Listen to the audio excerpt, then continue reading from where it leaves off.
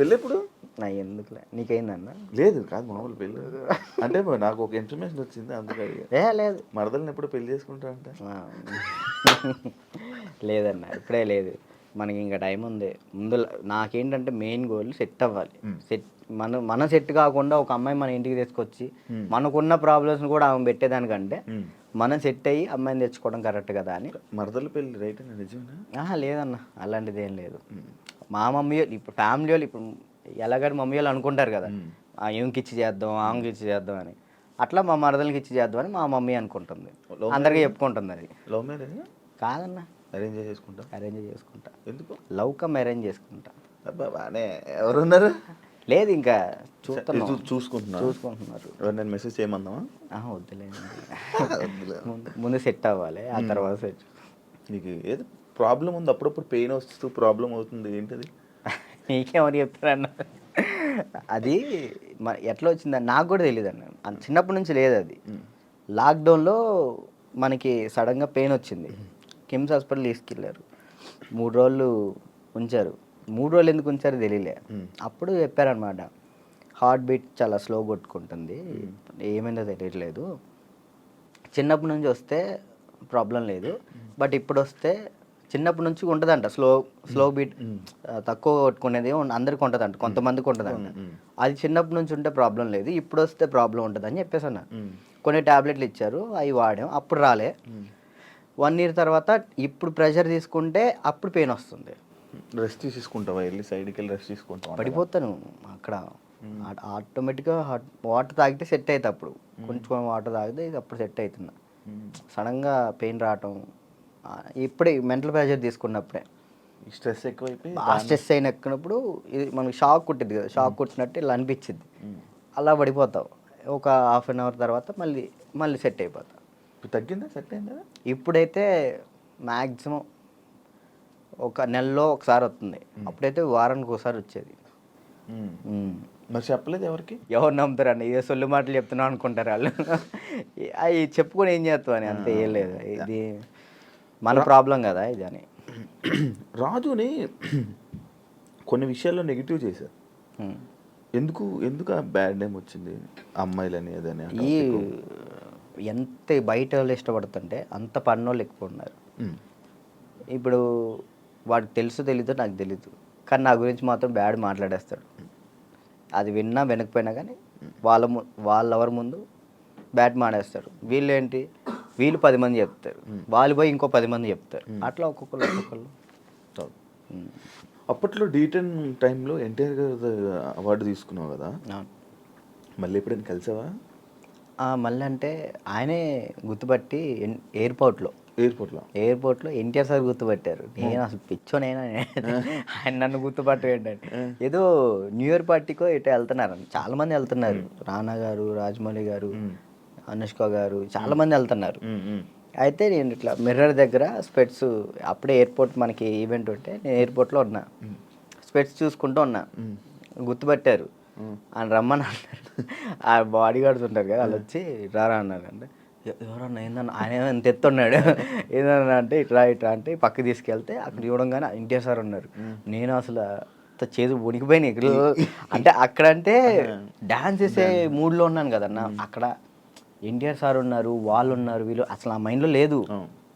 ఇది కొట్టాలి, సంవత్సరం పాటు నేను కష్టపడిన, నా కింద మా మాస్టరు, నా స్టూడెంట్స్, మా ఊళ్ళో ఎంతమంది కష్టపడ్డారు, ఒక్కడి మీద ఆధారపడి ఉంది. అది 1 year కదా అప్పుడు షూట్? 1 year. అది అప్పుడు 1 year షూట్ కదా. ఇప్పుడు 6 months. 6 monthsలో అయిపోతుంది. అసలు నరకం అన్న, ప్రతి షెడ్యూల్కి 1 year పాటు హాస్పిటల్లో ఉన్నాను నేను. దానికైతే అయితే అంత కష్టం ఉంది కదా. ఆ టైంలో మా ఎన్టీఆర్ సార్ని నేను ఊహించుకోలేదు. మా పక్కన ఎన్టీఆర్ సార్ ఉన్నారు, నా చేయబెట్టుకున్నారన్న థాట్లో లేను. ఈ ఎయిర్పోర్ట్లో సడన్గా నన్ను ఎన్టీఆర్ సార్ గడవగానే నాకు మొత్తం వణికిపోయినాయి. బాగున్నా, మంచి పొజిషన్కి వెళ్ళు, ఆల్ ది బెస్ట్ అని చెప్పేసి, థ్యాంక్స్ అన్న, థ్యాంక్ యూ అన్న. ఆయనే పిలిచారు. హీరోలు ఇంకా ఎవరైనా గుర్తుపట్టి ఏమైనా కాంప్లిమెంట్స్ ఇచ్చిన రోజులు ఉన్నాయి? సుధీర్ బాబు గారు, హీరో సుధీర్ బాబు గారు రమ్మన్నారు, పర్సనల్గా అక్కడ ప్రాక్టీస్ చేయించాను. ఇంకా అంతే. సుధీర్ బాబు గారు. కానీ నీకు ఇంకా వెళ్ళాలి హీరోలకి పర్సనల్ ట్రైనింగ్ అలా అలాంటి ప్లాన్స్ లేవా మరి? అంటే కొరియోగ్రఫీ ఉండిపోవడం కాకుండా మనకి పిలిస్తే వెళ్తాం అన్న, మనం పోయి వాళ్ళతో మాట్లాడలేము. ఏం కాంటాక్ట్స్ లేవా నీకు? అసలు నేను ఎవరితో ఎవరితో ఏం మాట్లాడాలో తెలియదు అన్న. అంటే ఇప్పుడు మనం ఏమన్నా భయం, ఒకటి భయం ఉంది. భయం ఉంది. ఇంట్రోవర్ట్ నువ్వు? ఏమో తెలీదు, ఇంట్రోవర్ట్ అని నాకు తెలీదు. మరి నాకైతే ఒక భయం ఉంది. ఏమనుకుంటారు ఏంటో మనం మాట్లాడితే, తప్పుగా ఏమైనా అనుకుంటారా, వాళ్ళ పొజిషన్లో ఉన్నారు, మనం కొంచెం వెళ్ళినా అప్పుడు మాట్లాడవచ్చు. ఇప్పుడు మీరున్నారన్న, అన్న ఇది కావాలన్నా అని మిమ్మల్ని అడగగలుగుతా ఏదైనా. కానీ పక్కన వాళ్ళు ఎవరు తెలియకోకుండా నేను అలా మాట్లాడలేను. అంటే ఒక్కరోజు పరిచయం ఉన్నా మాట్లాడగలుగుతా, కానీ ఆ ఒక్కరోజు పరిచయం అవ్వదు. మనకు నార్మల్గా వెళ్ళి ఏ డైరెక్టర్ దగ్గరికైనా ఎక్కడికైనా ఆఫీసులకి అటు ఇటు తిరిగి ఆఫర్స్ అడిగితే కదా వస్తాయి. ఆఫర్లు వచ్చినాయి అన్న, డైరెక్టర్లు సాంగ్స్ ఇస్తా అన్నారు. ఇప్పుడు కూడా ఉంది, 4 సాంగ్లు ఇస్తా అన్నారు ఒక సినిమా. కార్డుకు దగ్గరికి వెళ్ళి అక్కడ ఎవరి దగ్గర రోజు ట్రై చేయొచ్చు కదా మరి. కార్డుకి కూడా వెళ్ళిన, కార్డుకి కూడా వెళ్తే 1 year ఆగండి అన్నారు. మరి డాన్సర్కి ఎందుకు తీసుకోలేదు? ఇప్పుడు డాన్సర్ చేస్తే మళ్ళీ కొరియోగ్రాఫర్ కార్డ్కి ఇంకా టైం పట్టిద్ది.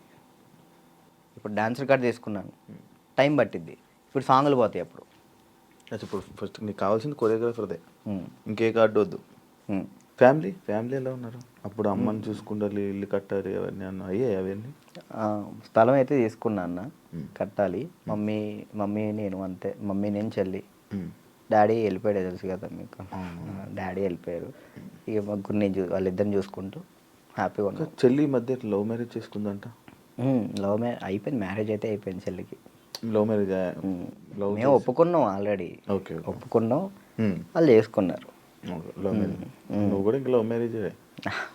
వద్దులే అన్న, సెట్ అవ్వాలి. ఇప్పుడు మెయిన్ ఏంటంటే అమ్మాయి మన ఇంటికి వచ్చినప్పుడు మహాలక్ష్మిలా ఉండాలని నాకు అంతే. కాదు రాజు, ఇప్పుడు ఎన్ని కాంటాక్ట్లు ఉంటాయి నీ ఫోన్లో? అంటే నువ్వు 500 1000 కాంటాక్ట్స్. సడన్గా ఇప్పుడు ఒక ఫోన్ చేసి డబ్బులు పెడితే ఎవరు ఎందుకు ఇస్తారు? ఒకసారి ట్రై చేయి. ఎవరు చెప్తారు? నా ఫోన్ చూస్తే తడుచుకుంటారా? ఏం కాదు, ఒకసారి ట్రై చేయి. ఒకసారి ఫోన్ చేయి, ఫోన్ కనిపించదు, ఫోన్ చేయి ఒకసారి. ఎవరు చేయాలి? చెయ్యి, ఒకరికి ఫోన్ చేసి డబ్బులు అడగాలి, రియాక్షన్ ఏంటో వింటాను. వాడు బూతులు తిడతాడు నా ఫ్రెండ్. అంటే మనమే ఉంటాయి కానీ పక్కన ఉంటుంది. అర్జెంట్కి ఒక 1000 రూపాయలు కావాలన్నా, అర్జెంట్కి ఒక 1000 రూపాయలు కావాలి. డబ్బులు అడిగితే ఎక్కడ ఉన్నాడు అడుగుతుంది. నేను ఆపరేషన్ హాస్పిటల్లో ఉన్నాను. అయ్యో అవునారా? హాస్పిటల్లో ఉన్నావా? సరేరా, బాయ్. ఇంకోటి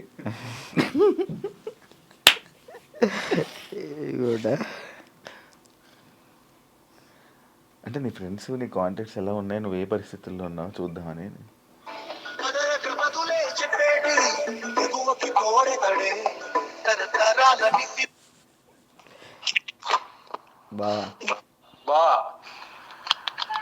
ఒక 1000 రూపాయలు కావాలరా. ఓకే బావా, ఓకేరా. చేయనా దీనికి? దీనికే. ఓకే, చేసిన తర్వాత గుర్తు పెట్టుకోవచ్చు కూడా చెయ్యవు.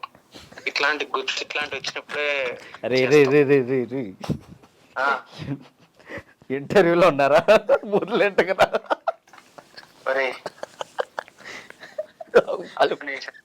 వాళ్ళు మాట్లాడతారు. ఇప్పుడు నిజంగా చేయాలొద్దా? వద్దొద్దు, సరే సరే. ప్రోమో పడిద్దయ్యా.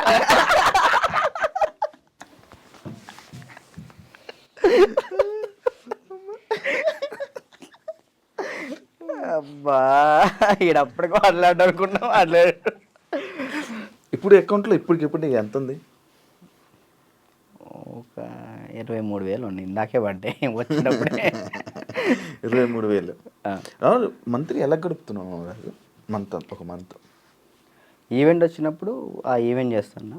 మమ్మీకి ఒక 10,000 ఇస్తా, నేను 10,000 యూస్ చేస్తాను. ఎన్ని ఈవెంట్లు చేస్తున్నావు మంత్లీ? ఒక 5 చేస్తాను. ఈవెంట్స్ బాగా వస్తున్నాయా? 5 వస్తాయి ఈవెంట్లు. ఒక ఈవెంట్ పే 50,000 తీసుకుంటా. 50,000 ఈవెంట్లు ప్రజెంట్ ఈవెంట్ మీద నడుస్తుంది అంతే. అది కూడా డీఫేమే. అంతే. ఉమ్. అంటే ఈ రీసెంట్ ఇవి ఇది ఐకాన్ వల్ల. మరి ఏం ప్లాన్ చేస్తున్నావు ఇప్పుడు ఫ్యూచర్లో? ముందు ఇల్లు కడదాం చూస్తున్నాను అంతే. ఏం ప్లాన్ అంటే అంత పెద్ద ఏం లేదు. కెరియర్ పరంగా కెరియర్ అంటే ఇది మెంటల్ టెన్షన్ ఉంటే ఇటు కెరియర్ మీద పెట్టుకోలేకపోతున్నాను. ముందు ఇది క్లియర్ చేసేసుకుంటే మొత్తం కెరియర్ మీద పెట్టుకోవచ్చు అని ఈ కార్డు కోసం వెయిటింగ్ అన్న. కార్డు వస్తే నా లైఫ్ మళ్ళీ డీటెన్ రాజు అని ఈజ్ బ్యాక్ అన్న. కానీ అది డీటెన్ రాజు ఇంకా ఉండిపోయింది ట్యాగ్ పోదా? ఎంత ట్రై చేసినా పోవట్లే. నా ఛానల్ పేరు కూడా మార్చిన, రాజు రాయల్స్ అని పెట్టా కానీ అది కూడా రావట్లే, డీటెన్ రాజే వస్తుంది.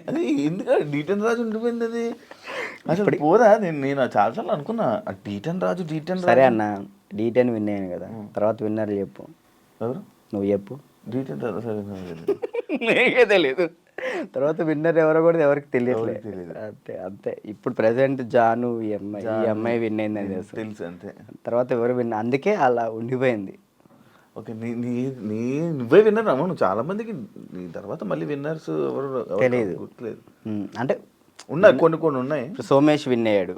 సోమేష్, అభి, సంకేత్ విన్ కాలేదు. తర్వాత సంకేత్ డి జోడి కొరియోగ్రాఫర్లో నా ముందల. ఓకే, కొరియోగ్రాఫర్ ఈ మనోడు డాన్స్ ప్లస్ ఇటు వెళ్ళాడు, ఇది చేయలేదు, మళ్ళీ డీ చేయలేదు. పీయూష్ విన్ అయ్యాడు. అందుకే ఇంకా డీటెయిల్ ఉండిపోయింది అంతే. అంతే. మార్చాలని చూసావా? ట్రై చేసావా? రాజు రైల్స్ అని పెట్టిన యూట్యూబ్ ఛానల్కి. మారుతుందేమో చూడు. వ్లాగ్స్ చేస్తున్నావు కదా, వ్లాగులు చేస్తున్నావు కదా. ఏం చేయమంటారు, తప్పట్లేదు.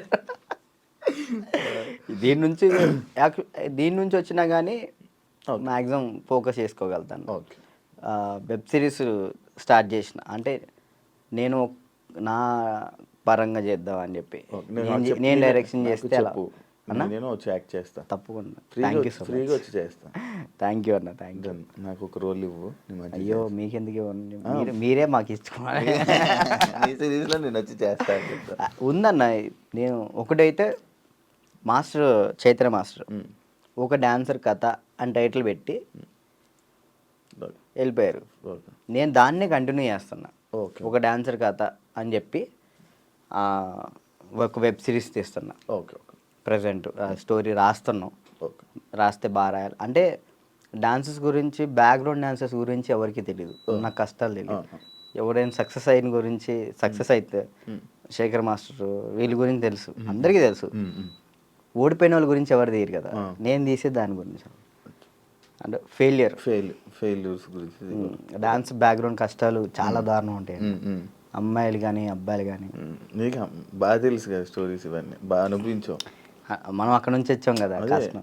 1 year పాటు హాస్పిటల్ అన్నా, అసలు ఇటు డాన్స్ వేయటం, హాస్పిటల్ ఫిజియోథెరపీ, మళ్ళీ డాన్స్ వేయటం, ఫిజియోథెరపీ, ఇంతే. ఇటు నరకం చూసుకుంటూ మళ్ళీ ఇటు హ్యాపీగా నవ్వుతూ మాట్లాడాలి. అంటే ఇంకా డాన్స్ చేస్తున్నావు, సెలబ్రిటీ అవుతున్నాను, ఒక హ్యాపీనెస్.